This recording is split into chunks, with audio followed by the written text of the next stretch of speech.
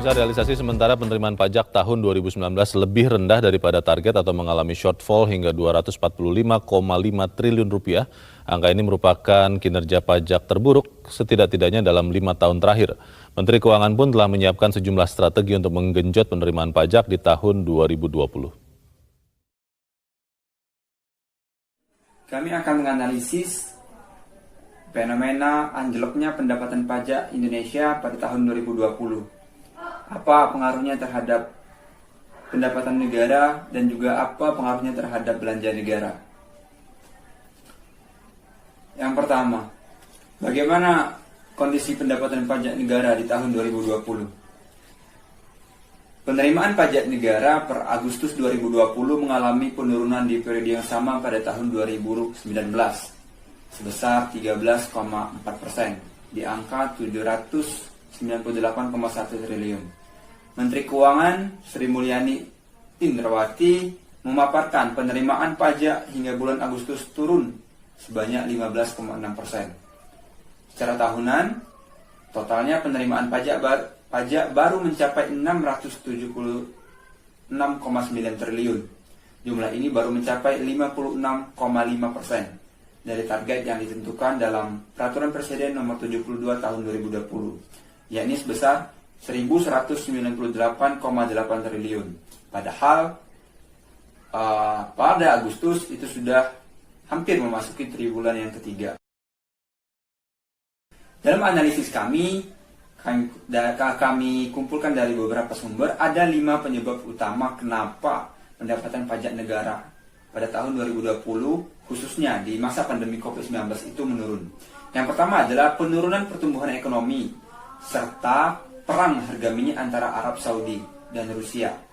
Karena harga minyak mentah dunia yang sudah turun dari angka 38 US dollar per barel dan menjadi 33 US dollar per barel. Artinya di sini karena menurunnya harga minyak mentah dunia juga berpengaruh terhadap hasil ekspor dari Indonesia itu sendiri, sehingga menurunkan perpajakan di bidang minyak dan gas. Yang kedua, pemberian berbagai intensif yang tidak selektif untuk memitigasi dampak virus corona. Relaksasi pajak tambahan karena rencana perluasan stimulus kepada pelaku usaha, stimulus kepada UMKM.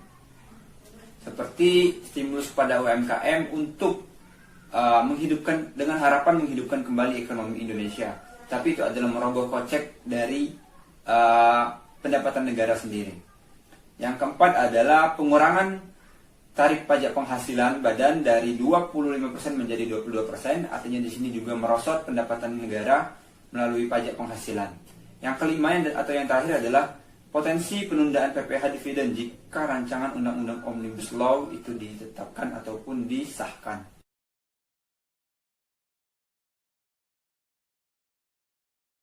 Jadi di sini kami simpulkan bahwasanya ada 2 masalah yang akan terjadi apabila permasalahan ini terus berlanjut. Yang pertama adalah terjadinya defisit anggaran di tahun 2020.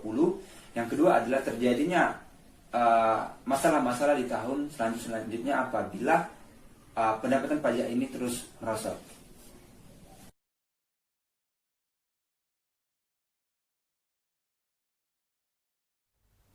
Sri Mulyani Indrawati, Menteri Keuangan, mengungkapkan pemerintah mengusulkan tambahan belanja negara sebesar 405,1 triliun rupiah, terdiri dari intervensi kesehatan sebesar 75 triliun rupiah, meningkatkan dan memperluas social safety net 110 triliun rupiah, melindungi industri 70 triliun rupiah dan cadangan 150 triliun rupiah untuk pembiayaan penjaminan serta restrukturisasi ekonomi dalam rangka membantu sektor keuangan.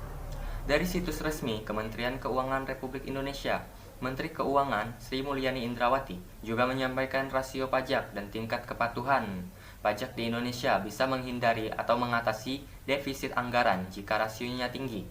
Dengan pendapatan negara yang lebih tinggi, pemerintah akan dapat meningkatkan belanja yang bertujuan menurunkan kesenjangan di Indonesia, kata Sri Mulyani.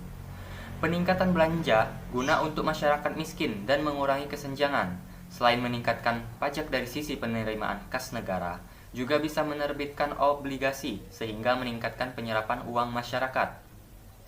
Melakukan pinjaman uang menjadi pilihan yang terakhir, baik melakukan pinjaman dari bank maupun dari luar negeri. Dari sisi pengeluaran, pemerintah bisa melakukan pemotongan biaya program tertentu. Program yang tidak memberikan pengaruh terhadap pajak, devisa, dan sektor real sebaiknya dikurangi.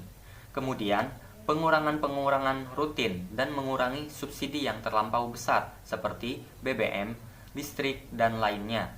Hal-hal tersebut bisa membantu mengurangi atau menghindari defisit anggaran. Salah satu siasat pemerintah adalah besarnya pengguna produk digital di Indonesia yang menjadi siasat pemerintah dalam menggenjot pendapatan negara di tengah pandemi. Pengguna aplikasi streaming video on demand, Netflix misalnya, yang angkanya terus tumbuh pesat di tanah air. Pertumbuhan pengguna aplikasi ini tercatat naik 2,5 kali lipat pada tahun 2018 dibandingkan tahun sebelumnya, menjadi 237.000 pelanggan. Netflix pun melanjutkan meneruskan tren positif pertumbuhan di tahun 2019 dengan total pelanggan lebih dari 481.000 dan diproyeksikan melejit hingga 85% di tahun ini. Pertumbuhan Netflix dan 15 produk digital lain diperkirakan dapat mendongkrak penerimaan pajak di Indonesia pada semester kedua di tahun ini.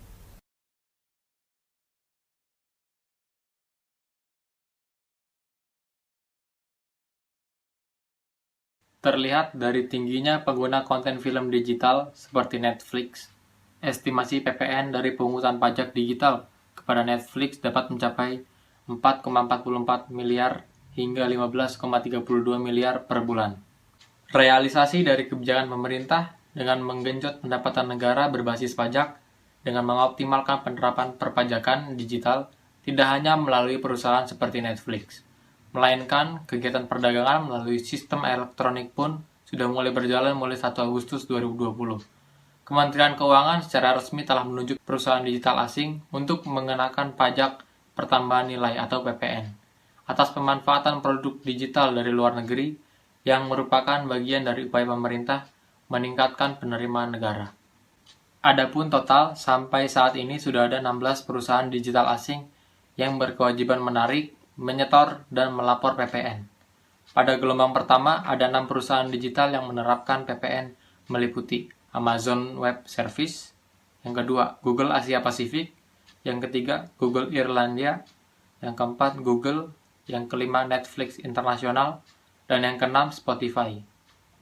Bahkan penerapan PPN produk digital dari luar negeri juga diharapkan dapat menciptakan kesetaraan berusaha atau level playing field antar pelaku usaha, kata Ibu Sri Mulyani dalam rapat paripurna di gedung DPR MPR Republik Indonesia.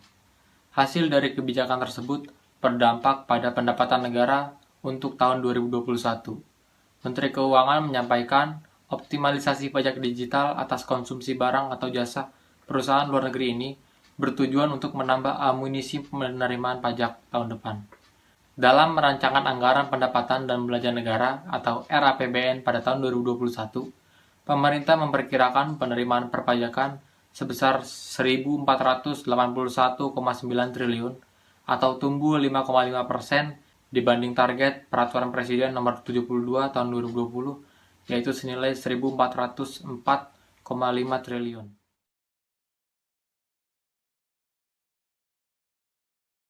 Di tengah pandemi, perkembangan dunia digital ini berpotensi meningkatkan pertumbuhan ekonomi. Di sisi lain, potensi pajak di sektor digital cukup besar, sehingga pemerintah sebuah negara harus perlu menangkap peluang tersebut.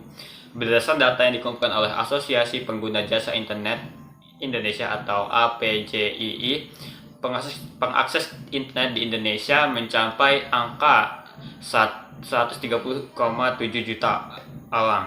Jumlah ini menjadi alasan yang kuat memberikan perhatian dan mengejar pajak perusahaan berbasis ekonomi digital. Dalam meninjau fenomena dan keadaan mengenai kebijakan yang diambil oleh pemerintah dalam permasalahan penerimaan pajak yang menurun di masa pandemi ini, tentu siasat menggenjot pendapatan melalui pajak produk aplikasi digital memiliki beragam kelebihan dan kelemahan.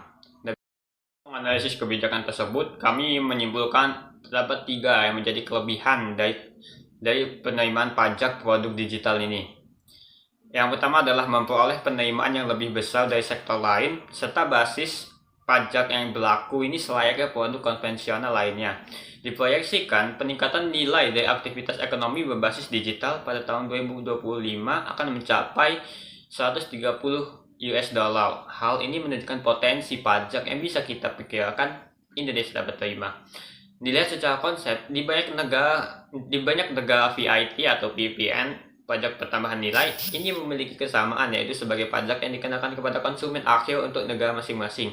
Namun, akibat dari globalisasi, hal ini mendorong terjadinya transaksi perdagangan lintas negara. Lebih lanjut, bila perusahaan digital tersebut tidak memiliki kehadiran fisik di Indonesia, mereka dapat menunjuk representasi atau kantor perwakilan di dalam negeri. Dengan berlakunya ketentuan ini, maka produk digital seperti langganan streaming, langganan film, dan aplikasi digital lainnya akan diberlakukan sama seperti berbagai produk konvensional yang dikonsumsi masyarakat sehari-hari yang telah dikenai PPN. Lanjut, yang kedua adalah perubahan penerimaan pajak produk digital akibat potensi meningkatnya risiko pajak berganda dan non-pajak. Adanya potensi meningkatnya risiko pajak berganda dan non-pajak menjadi pertimbangan Organization for Economic Cooperation and Development atau OECD menetapkan petunjuk pajak perdagangan internasional untuk negara VIT. OECD memberikan petunjuk mengenai pemajakan untuk value add tax atau VAT ataupun yang kita sering kenal adalah pajak penambahan nilai.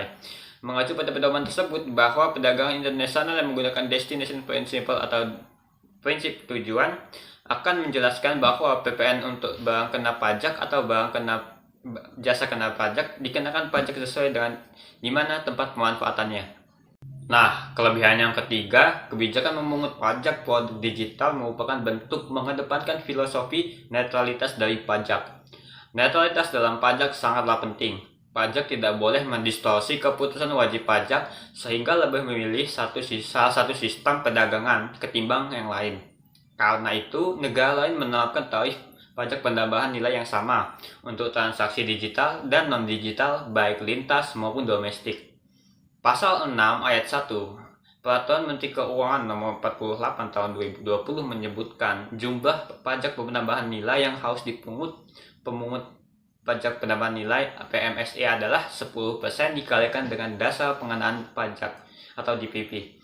Aturan tarif ini sama dengan ketetapan tarif pajak penambahan nilai pada umumnya, yaitu seperti diatur pada pasal 7 ayat 1 Undang-Undang Pajak Penambahan Nilai Nomor 42 Tahun 2009. Dari dasar pemikiran tersebut, maka berdasarkan prinsip netralitas yang sama, jumlah ambang pembebasan threshold registrasi PPN yang sama juga seharusnya berlaku baik pemungut pajak dari luar negeri atau asing maupun dalam negeri atau domestik. Selanjutnya adalah kelemahan dari kebijakan pajak produk digital. Karakteristik dari pendapatan yang berasal dari adanya model bisnis baru ini merupakan bentuk dari kelemahan kebijakan ini. Mengingat besar potensi ekonomi dalam bisnis digital, banyak negara sedang mengkaji aturan baku mengenai pajak digital. Beberapa negara ini tergabung dalam OECD tadi selama ini mengalami kesulitan untuk memungut pajak dari pelaku bisnis digital seperti Google, Facebook, perusahaan e-commerce yang lainnya. Salah satu aspek dalam prinsip PPN di Indonesia menganut prinsip tempat tujuan. Oleh karena itu, pesatnya ekonomi digital makin memperbesar hilangnya potensi penerimaan negara karena penggunaan teknologi dalam setiap penyerahan maupun pemanfaatan barang atau jasa, khususnya pada transaksi cross-border. Pemungutan PPN yang tidak sejalan atas transaksi cross-border tersebut akan meningkatkan risiko persaingan usaha yang tidak sehat terhadap retailer domestik yang diwajibkan memungut pajak atas penjualan kepada konsumen akhir. Hal ini tentu memunculkan ketidakadilan bagi wajib pajak, khususnya pengusaha kena pajak yang menjual produknya lebih tinggi akibat PPN dibanding supplier luar negeri yang menjual produk bebas dari pengenaan pajak.